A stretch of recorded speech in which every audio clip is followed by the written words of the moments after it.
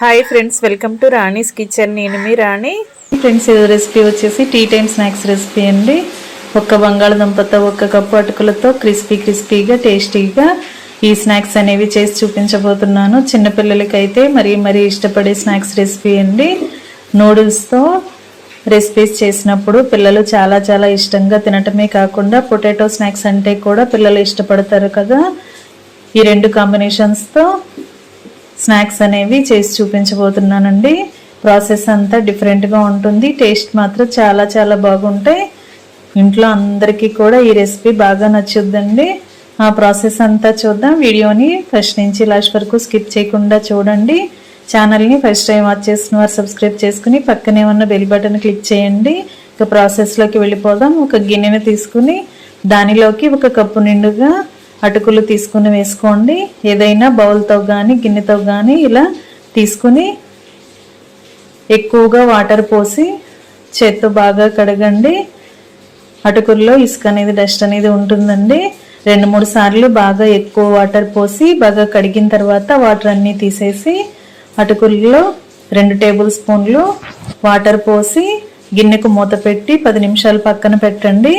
Water అనేవి ఎక్కువగా పోయొద్దండి. నేను చూపించిన విధంగా 2 టేబుల్ స్పూన్లు మాత్రమే యాడ్ చేసి అటుకులన్నీ కూడా వాటర్లోకి సర్దుకుని గిన్నెకు మూత పెట్టి గిన్నె పక్కన పెట్టి 10 నిమిషాల వరకు కూడా పక్కన పెట్టుకోండి. 10 నిమిషాల తర్వాత చూద్దాం. ఈ లోపుగా నెక్స్ట్ ప్రాసెస్ అనేది చూద్దాం. నూడిల్స్ ప్యాకెట్స్ తీసుకోండి. ఇలా చిన్న ప్యాకెట్స్ అయితే 2 తీసుకోండి. పెద్ద ప్యాకెట్ అయితే 1 సరిపోతుందండి. మ్యాగీ నూడిల్స్ కానీ హిప్పీ నూడిల్స్ కానీ మీకు ఏవి నచ్చితే వాటిని తీసుకుని క్రష్ చేసుకోండి. వీటిని చిన్న ముక్కలుగా క్రష్ చేసుకుని మనం రెసిపీకి వాడబోతున్నాం. ఫ్రెండ్స్, నూడిల్స్ అంటే పిల్లలకి చాలా నచ్చుతాయి కదా. నూడిల్స్తో రెసిపీస్ అయితే మరి కొంచెం ఇష్టపడతారు. స్నాక్స్ అయితే చాలా ఇష్టంగా ఎంజాయ్ చేస్తూ తింటారు. ఈ రెసిపీ ఖచ్చితంగా ట్రై చేయండి. ఇలా నూడిల్స్ అన్నీ కూడా చిన్న ముక్కలుగా క్రష్ చేసుకుని అన్నీ కూడా ఒక ప్లేట్లోకి తీసుకోండి. మ్యాగీ మసాలా ప్యాకెట్స్ పక్కన పెట్టుకుని నూడిల్స్ అన్నీ కూడా చిన్న ముక్కలుగా క్రష్ చేసుకుని వేసుకోండి.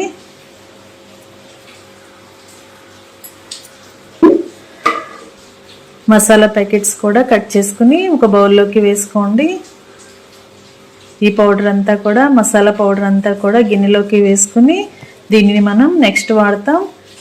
ప్రాసెస్ అంతా డిఫరెంట్గా ఉంటుంది. వీడియో స్కిప్ చేయకుండా చూసినట్లయితే ఇంగ్రీడియంట్స్ అన్నీ కూడా క్లియర్గా అర్థమవుతాయండి. మసాలా పౌడర్ అంతా కూడా బౌల్లోకి వేసుకున్నాం కదా.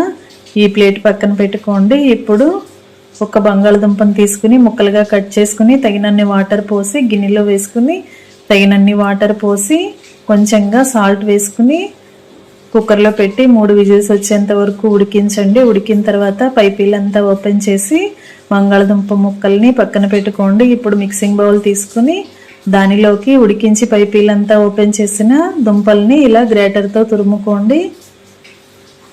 1 కప్పు అటుకులు తీసుకున్నాం కదా, 1 బంగాళదుంప అయితే కరెక్ట్గా సరిపోతుందండి. ఈ విధంగా దుంపలన్నీ కూడా గ్రేటర్తో మిక్సింగ్ బౌల్లోకి తురుముకున్నాం కదా. ఇప్పుడు సన్నగా కట్ చేసుకున్న ఉల్లిపాయ ముక్కల్ని సన్నగా కట్ చేసుకున్న పచ్చిమిర్చి ముక్కల్ని యాడ్ చేద్దాం. 1 అరకప్పు వరకు ఉల్లిపాయ ముక్కలు, 2-3 టేబుల్ స్పూన్లు పచ్చిమిర్చి ముక్కలు వేసుకుని సన్నగా కట్ చేసుకుని పెట్టుకున్న కొత్తిమీరని కరివేపాకుని కూడా యాడ్ చేసి టేస్ట్కి సరిపడా సాల్ట్ వేసుకుని మీ ఘాటుకి తగ్గట్టుగా కారాన్ని యాడ్ చేసి 1/2 టీ స్పూన్ ధనియాల పొడి, 1/4 టీ స్పూన్ జీలకర్ర పొడి వేసుకుని 1 టేబుల్ స్పూన్ వరకు మైదా పిండిని వేసుకుని 1 టేబుల్ స్పూన్ వరకు పొడి బియ్య పిండిని వేసుకోండి. ఇప్పుడు కట్ చేసి పౌడర్ అంతా కూడా గిన్నెలోకి వేసుకున్న మ్యాగీ మసాలా పౌడర్ అంతా కూడా మిక్సింగ్ బౌల్లోకి వేసుకోండి. ఇప్పుడు ముందుగా నానబెట్టి పెట్టుకున్న అటుకుల్ని చూద్దాం. అటుకులన్నీ కూడా వాటర్ని బాగా పీల్చుకుని ఇలా సాఫ్ట్గా వచ్చేయండి. 10 నిమిషాల్లోనే అటుకులు అనేవి బాగా నానిపోయాయి. అటుకులు చాలా ఈజీగానే నానిపోతాయి కదా. 10 నిమిషాల కంటే ఎక్కువగా నానబెట్టాల్సిన పని లేదు. ఇలా నానిన అటుకులన్నీ కూడా మిక్సింగ్ బౌల్లోకి తీసుకోండి. ఇప్పుడు మనం వేసిన ఇంగ్రీడియంట్స్ అన్నీ కూడా అటుకులకి పట్టేంత వరకు చేత్తో బాగా పిండిని బాగా కలపండి. వేసిన ఇంగ్రీడియంట్స్ అన్నీ కూడా మిక్స్ అవ్వాలి. అలాగే అటుకుల్లో ఉన్న తేమ కానీ బంగాళదుంపల్లో ఉన్న తేమతో కానీ పిండి అంతా కూడా కరెక్ట్గా కలిసిపోతుందండి. వాటర్ అనేవి అసలు యాడ్ చేయొద్దు. ఒక గిన్నెలోకి 1 టేబుల్ స్పూన్ ఆయిల్ పెట్టుకుని చేతిని వేళ్ళని ఆయిల్తో అప్లై చేసుకుంటూ కొంచెం కొంచెంగా పిండి ముద్దల్ని తీసుకుని అరచేతిలో పెట్టుకుని చిన్న చిన్న కట్లెట్ లాగా చేసుకోవాలండి. మీకు ఏ షేప్ నచ్చితే ఆ షేప్లో చేసుకోవచ్చు. నేను వడ షేప్లో చేయబోతున్నాను. ఈ విధంగా అరచేతిలో పెట్టుకుని వేరొక చేతితో గట్టిగా ఒత్తుతూ ప్రెస్ చేసినట్లయితే వడ షేప్ అనేది వస్తుంది. ఈ విధంగా చేసుకుని ప్లేట్లోకి తీసుకుని పెట్టుకోండి. నెక్స్ట్ ప్రాసెస్ అనేది మిస్ అవ్వకుండా వీడియో మొత్తం కూడా స్కిప్ చేయకుండా చూడండి, క్లియర్గా అర్థమవుతుంది. ఇప్పుడు ఒక బౌల్ తీసుకుని దానిలోకి 1 టేబుల్ స్పూన్ వరకు మైదా పిండిని 1 టేబుల్ స్పూన్ వరకు బియ్యం పిండిని వేసుకుని తగినన్ని వాటర్ పోసి ఇదంతా కూడా చిక్కటి లిక్విడ్ లాగా రెడీ చేయండి. మరి ఎక్కువగా వాటర్ పోయకూడదు, అలాగని గట్టిగా కూడా ఉండకూడదండి. బ్యాటర్ అనేది నేను చూపించిన విధంగా చేసుకోండి. ఉండలు అనేవి ఎక్కడ లేకుండా కూడా ఈ విధంగా లిక్విడ్ని ప్రిపేర్ చేసుకున్నాం కదా. ఇప్పుడు మనం ముందుగా ప్రిపేర్ చేసి పెట్టుకున్న వడని తీసుకుని లిక్విడ్లో డిప్ చేయాలి. రెడీ చేసి పెట్టుకున్న మైదాపిండి వాటర్లో ఇలా 2 వైపులా కూడా ములిగేంత వరకు డిప్ చేసి మనం ముందుగా క్రష్ చేసి ప్లేట్లో పెట్టుకున్న నూడిల్స్ ప్లేట్లోకి తీసుకోండి. ఈ కట్లెట్ని నూడిల్స్ పైన పెట్టుకుని మొత్తం అంతా కూడా అప్లై చేసుకోవాలండి. ఇలా అంటించాలి. క్రష్ చేసుకున్న నూడిల్స్ అన్నీ కూడా ఈ వడకి 2 వైపులా కూడా బాగా అంటించండి. మనం మైదాపిండి వాటర్లో డిప్ చేసి అంటిస్తున్నాం కదా, అన్నీ కూడా ఈజీగానే స్టిక్ అయిపోతాయండి, అంటుకుంటాయి. కొంచెం ఆరిన తర్వాత ఓపెన్ అవ్వకుండా అలాగే గట్టిగా స్టిక్ అయ్యి అలా కట్లెట్కి అలా అంటుకుపోయి ఉంటాయి.